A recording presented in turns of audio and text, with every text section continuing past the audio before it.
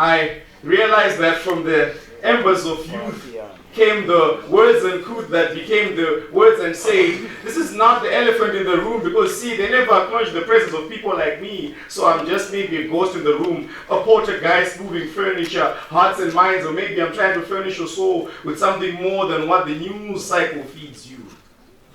I know the feeling of felling trees in a sacred grove. I know the feeling of thinking you're a madman because people have pushed you and constricted you so far that whatever you do is seen as coloring outside the lines of, well, lines were made for me to press on and step beyond.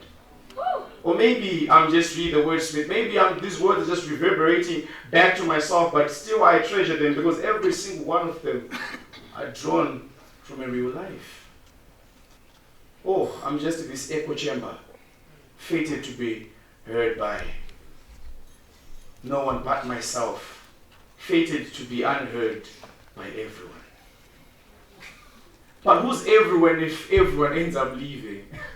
I mean, holding the fragments of my broken heart, I start to realize that broken biscuits are still yummy and broken hearts still beat.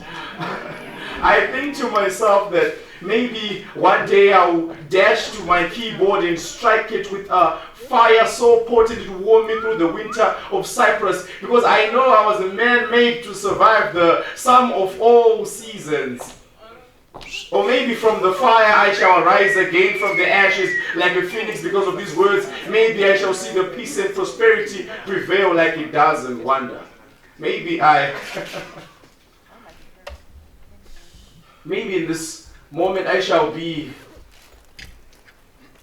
aware enough to realize that the knives in the kitchen were never meant to cut into my flesh, but I have a better knife called the pen, and it cuts through my doubt, insecurities, and ignorance. And maybe one day I'll write a paragraph that will say something to someone. Maybe I'll write a sentence that will say something to someone. Maybe a letter will say something to someone, depending on the way I shape it, on the way I arrange it, or maybe none of it is meant for anybody else. But I want to live long enough to see the sand castles of mine stand the taste of wave after wave of self-loathing, self-sabotage, criticism, and pain. But all these voices have a right to exist. I mean, can't you see them? With all these experiences that informed me, spoke inside my soul and tattooed something no surgeon can ever remove. The battle against silence. For all these voices have a right to exist. I am Reed the wordsmith. And we're nothing but a bunch of poets on an island. And what else can we do? But in spite of everything, in spite of the 2 likes you give us on Facebook when you feel generous, in spite of our live videos that you pretend to have watched, in spite of our videos that you watch 30 seconds of, in spite of the times you call us weirdos and poets, in spite of the times you make us halftime shows at church services, in spite of the times that you cast aspersions, what else can we do? But let our words speak.